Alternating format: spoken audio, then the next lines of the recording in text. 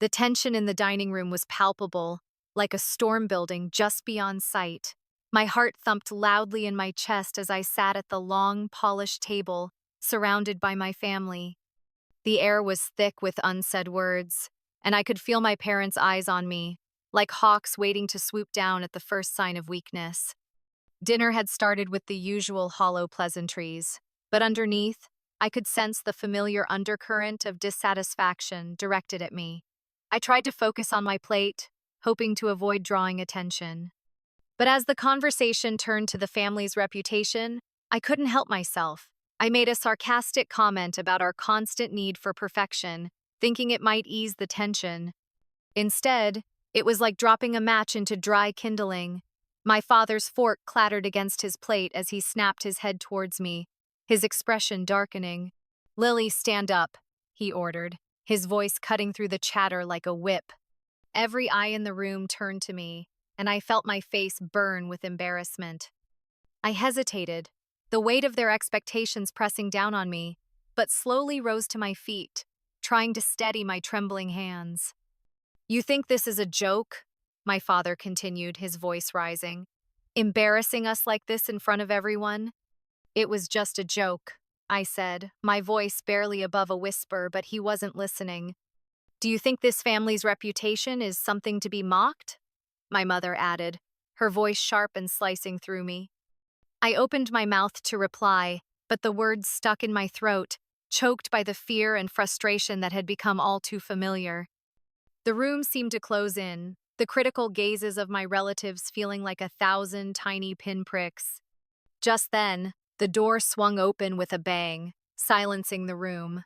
My Uncle Jonathan stood there, his silhouette framed by the doorway. He looked out of place in his tailored suit, an island of calm in the sea of chaos. "What's happening here?" he demanded, his voice low and commanding, cutting through the tension like a knife. My father faltered, momentarily at a loss for words. "Jonathan, this is a family matter," he tried to assert, but his voice lacked its usual conviction. "It is now my concern," Jonathan replied firmly, stepping into the room with an air of authority that seemed to shift the very balance of power.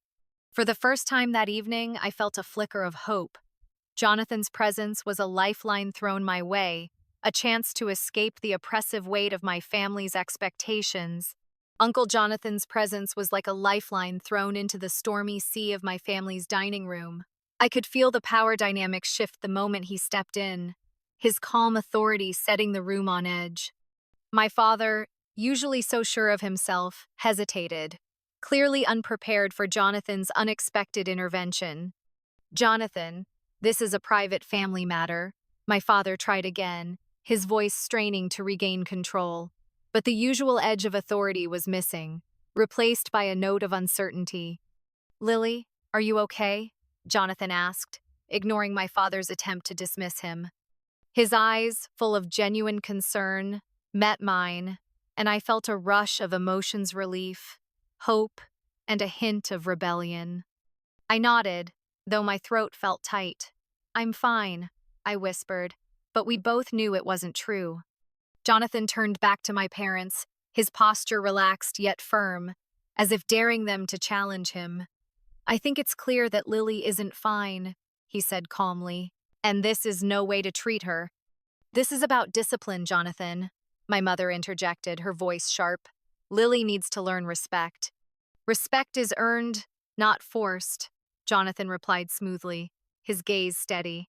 "And tying her down with your expectations isn't discipline, it's control." My father's face flushed with anger, his authority slipping. "You don't understand what it takes to keep this family together," he said, his voice taut with frustration. "I understand more than you think," Jonathan countered, his voice unwavering. "But what I see here is a family tearing itself apart, not holding together." Tension crackled in the air, the room holding its breath. I could see my parents exchanging glances, their resolve wavering under Jonathan's calm scrutiny. For once, they seemed at a loss, their usual tactics ineffective against someone who couldn't be bullied or guilt-tripped into submission. "Lily, grab your things," Jonathan said, breaking the silence, His tone was gentle but left no room for argument. "You're coming with me." My heart leapt at his words, the promise of escape almost too good to be true. But doubt lingered, years of conditioning making it hard to believe that freedom could be so easily within reach. "But what about," I started, glancing at my parents. "You don't have to stay here," Jonathan assured me, his voice softening. "You deserve better than this." I hesitated only a moment longer before the weight of my parents' oppressive expectations tipped the scales. With a deep breath, I nodded and turned to leave the room, my steps gaining confidence with every stride away from the table. Behind me, my mother's voice rose, tinged with disbelief and anger. "You can't just take her." "Oh, I can," Jonathan replied, his voice ice-cold and unyielding. "And I will. You've had your chance, and you've proven you don't deserve her." My father made a sound of protest, but it was weak, his usual bravado stripped away. I didn't look back. I didn't need to see their faces to know I'd made the right choice. As we stepped out into the crisp night air, the weight of the house's oppressive atmosphere lifted, replaced by the cool breeze of freedom. Jonathan's sleek black car waited in the driveway, a symbol of the new life that awaited me. "Get in," Jonathan said, holding the door open with a reassuring smile. I slid into the passenger seat, my heart racing with a mix of fear and excitement. As we drove away, the house grew smaller in the rearview mirror, leaving behind the echoes of my parents' voices.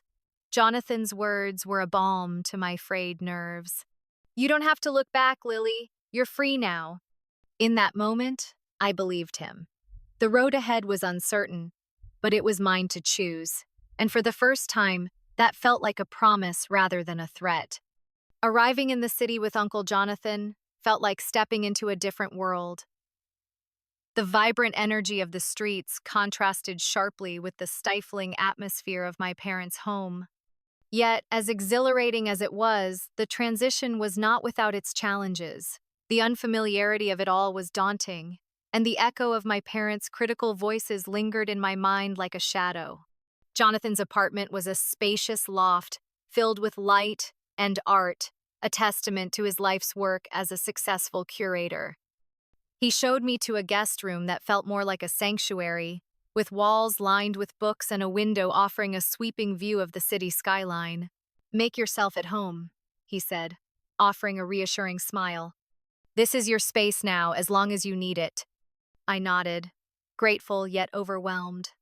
"Thank you," I murmured, my voice barely audible over the thrum of city life beyond the window. Jonathan seemed to understand the turmoil within me. "It's a lot to take in, I know," he said gently. "But you're safe here, and you have time to find your footing." Despite his reassurances, I felt the pressure of my own expectations, the need to prove that I deserved this chance. But every time I picked up a brush, that familiar spark of creativity was smothered by the weight of doubt. It was as if the years of criticism had seeped into my very bones, leaving me paralyzed in front of the canvas. Sensing my struggle, Jonathan suggested I see a therapist, Dr. Emma, to help untangle the web of emotions that held me captive. Our first session was a nerve-wracking experience, my heart pounding as I stepped into her cozy office. Emma greeted me with a warm smile, her demeanor calm and inviting. "Lily, it's nice to meet you. Why don't you tell me a little about what brings you here?" The question was deceptively simple, yet it opened a floodgate of buried emotions. I'm not sure where to start," I admitted, my voice wavering. "Start wherever you feel comfortable," she encouraged, her eyes kind and patient. I took a deep breath, the words tumbling out before I could stop them. "I've always loved painting, but my parents never thought it was worthwhile. They said it was a waste of time, and I guess I started to believe them." Emma nodded, listening intently. "It sounds like you've been carrying their expectations for a long time. But what do you want, Lily?" The question hung in the air, and for a moment, I struggled to find an answer. "I want to paint," I finally said, the admission both terrifying and liberating, "but I don't know if I'm good enough." Emma's response was gentle yet firm. "The only way to find out is to try. It's okay to be afraid, but don't let that fear stop you from exploring your passion.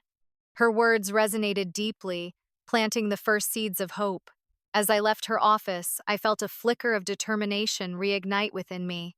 Maybe, just maybe, I could find my way back to the art I loved. Back at Jonathan's apartment, he had set up a small studio space for me. Canvases and paints were neatly arranged, waiting for me to make the first move. No pressure, Jonathan reminded me, his voice steady and supportive. Just take it one step at a time. That night, I stood in front of a blank canvas, the city lights twinkling beyond the window. Slowly, tentatively, I picked up a brush. The first stroke was hesitant, but it was a step toward reclaiming my voice and my identity. With each stroke, the chains of doubt loosened, and the vibrant colors of my imagination began to bleed onto the canvas, painting a new chapter of my life. As days turned into weeks, I found myself gradually settling into the rhythm of city life. The vibrant art scene was both inspiring and intimidating, a constant reminder of the world I had longed to be a part of. Yet, despite the progress I was making, a sense of unease lingered, like a shadow I couldn't quite shake off. One afternoon, as I was returning from a gallery visit, I noticed something unsettling. My canvases, carefully arranged in my studio, had been tampered with. Smudges marred the surfaces, and a few were even slashed as if someone had taken a knife to them. My heart raced, fear and confusion swirling in my chest. "Jonathan!" I called out, trying to keep the panic from my voice. He came quickly, concern etched on his face. "What's wrong, Lily?" he asked, his gaze following mine to the damaged artwork. "I don't know how this happened," I said, my voice trembling. "Someone's been here. Someone's done this."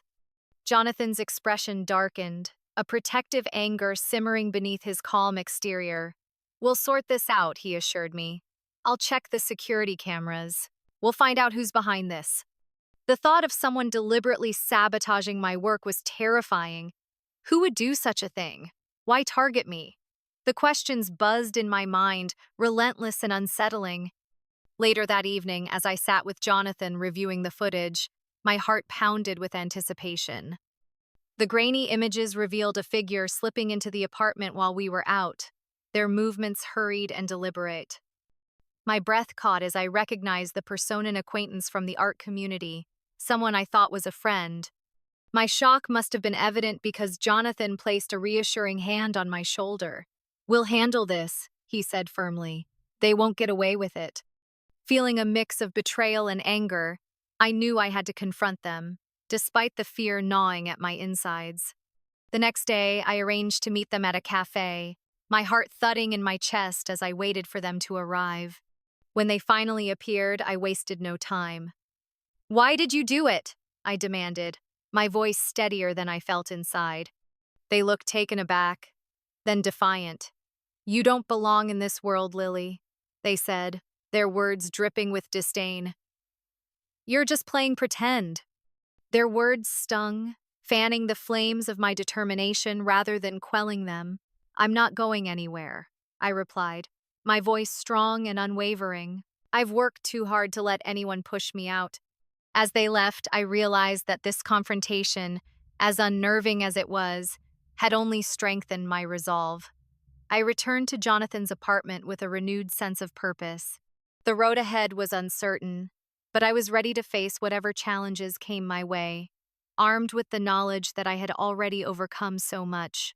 The confrontation left me feeling both shaken and resolute. I was determined not to be intimidated by anyone who doubted my place in the art world. With Jonathan's unwavering support, I began to focus more intently on my work, channeling my emotions into my painting. The following week, Jonathan suggested I submit my work to a local gallery for an upcoming exhibition. The idea was thrilling but daunting. "Do you really think I'm ready?" I asked, doubt creeping into my voice. Jonathan's eyes met mine, filled with encouragement. "Absolutely, Lily. Come so far, and your work deserves to be seen." His confidence was infectious, and I found myself agreeing, albeit nervously. The preparations for the gallery showing were intense, each day bringing a mix of excitement and anxiety. I poured myself into my art, determined to present pieces that truly represented my journey and growth. Finally, the night of the exhibition arrived. As I stood in the gallery, surrounded by my paintings, I felt exposed yet strangely empowered. The room buzzed with conversation, the air thick with anticipation. Guests moved from piece to piece, their expressions thoughtful and appreciative. Jonathan stood beside me, a reassuring presence amidst the crowd.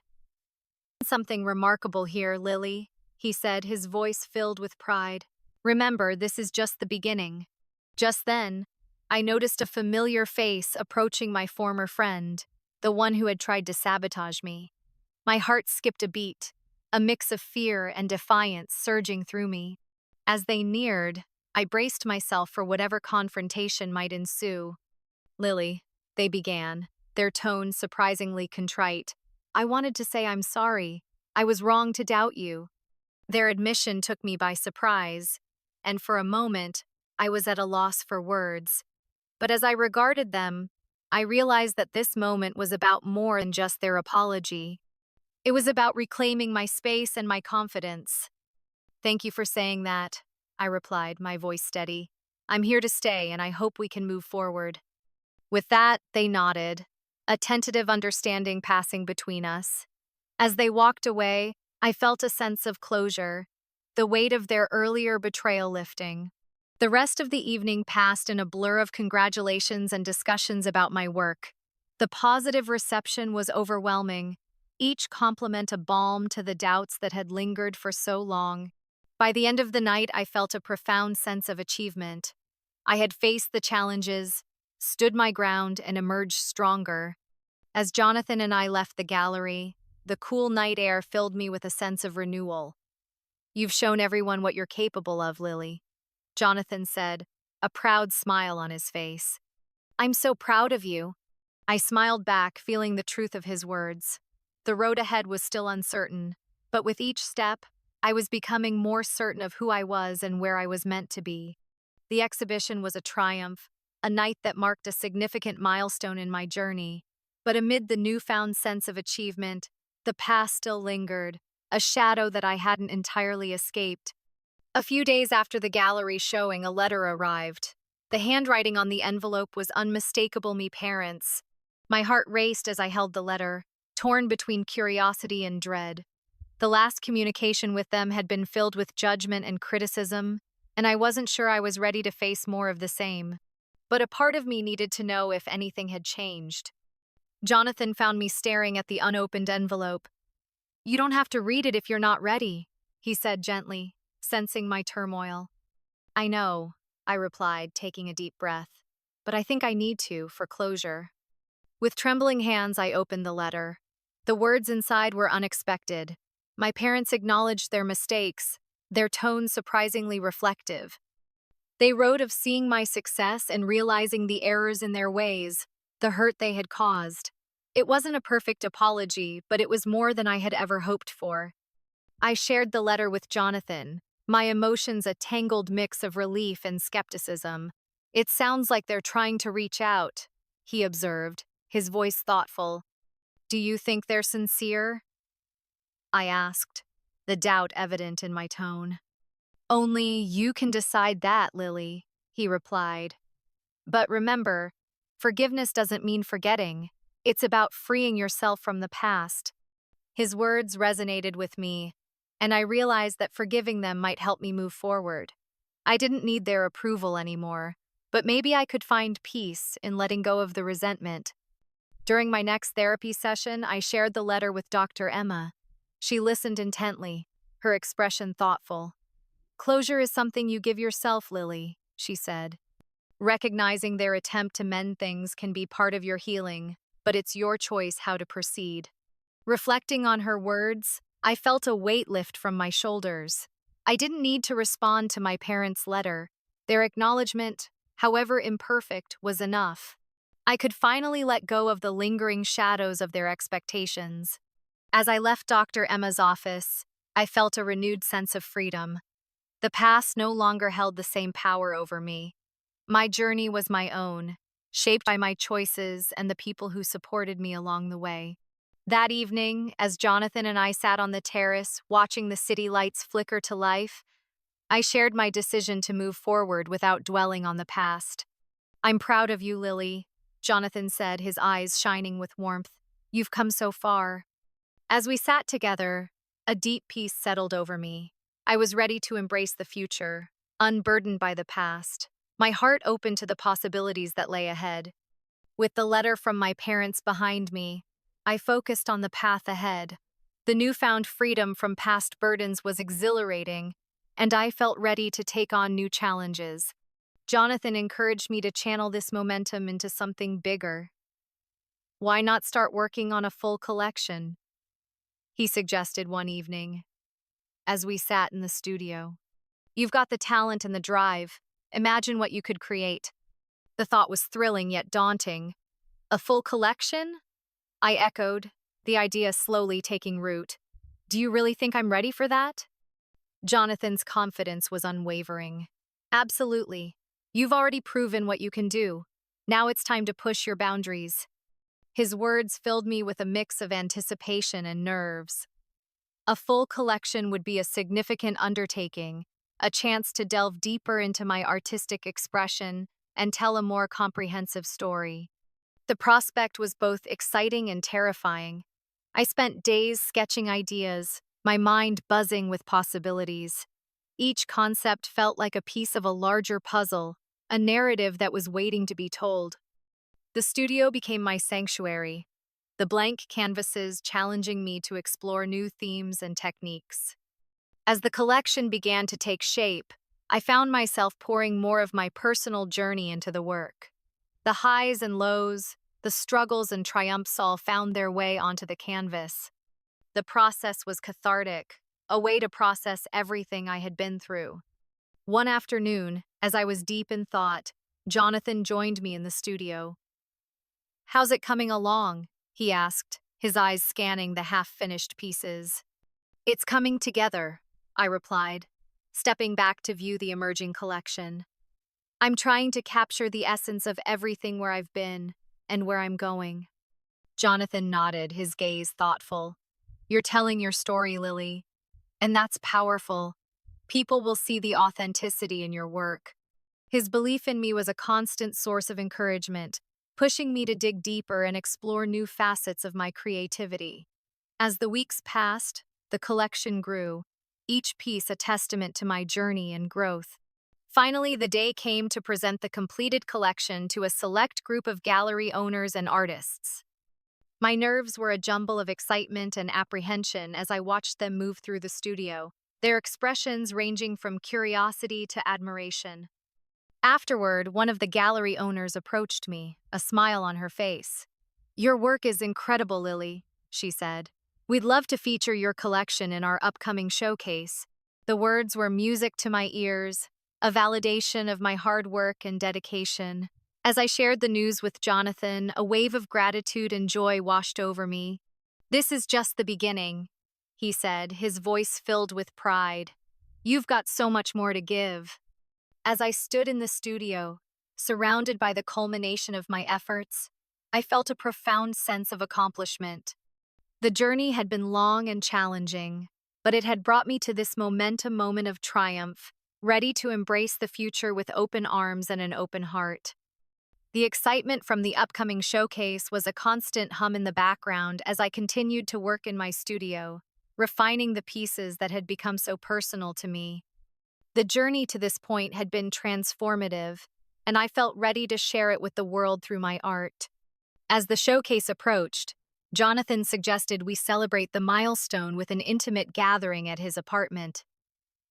"Just a few close friends and supporters," he said, his eyes twinkling with pride. "You deserve to be surrounded by people who believe in you." The evening of the gathering was filled with warmth and laughter, the apartment buzzing with the energy of those who had supported me along the way. As I mingled with guests, I felt a deep sense of gratitude for the community that had embraced me and encouraged my growth. Towards the end of the evening, Jonathan called for everyone's attention. "I just want to take a moment to acknowledge Lily's incredible journey," he announced, his voice carrying a mix of emotion and pride.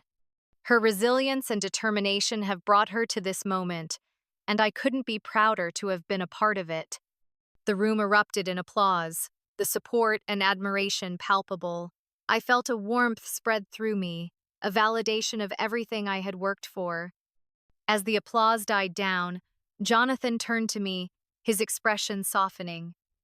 Lily, would you like to say a few words? Caught off guard but filled with emotion, I nodded and stepped forward.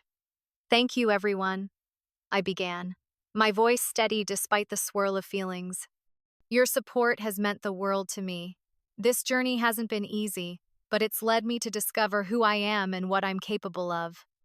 I paused, taking in the faces of those who had become my new family. I've learned that it's not just about the art, I continued. It's about the people who stand by you, who lift you up when you need it most. I'm grateful for each and every one of you. As I spoke, I caught Jonathan's eye, his pride evident in the way he smiled back at me. And Jonathan, I added, my voice tinged with emotion, I couldn't have done this without you. You've been my guide and my cheerleader, and I'm so thankful to have you in my life. The evening ended with a toast, glasses clinking in celebration of the journey and the bright future ahead. As I stood among friends, I felt a profound sense of belonging and purpose. The showcase was just around the corner, and I was ready to step into that spotlight, confident in the knowledge that I was surrounded by love and support. The path had not been easy, but it had led me to this moment of triumph, surrounded by those who believed in me, ready to embrace whatever came next with an open heart and an unyielding spirit. The story of Lily's journey from oppression to empowerment serves as an inspiring reminder of the strength found in pursuing one's passions and surrounding oneself with supportive people. In modern life, this narrative teaches us several valuable lessons. First, embrace your true self, even when faced with doubt or criticism. Pursuing your passions can lead to personal fulfillment and confidence. Second, seek out a supportive community. Building relationships with those who encourage and uplift you is essential for growth and resilience. Having a network of supportive individuals can provide strength during challenging times. Lastly, don't be afraid to confront and let go of past burdens. Forgiveness, whether for yourself or others, can be liberating and allows you to focus on building a brighter future. By applying these principles, anyone can navigate life's challenges and find a path that aligns with their authentic self.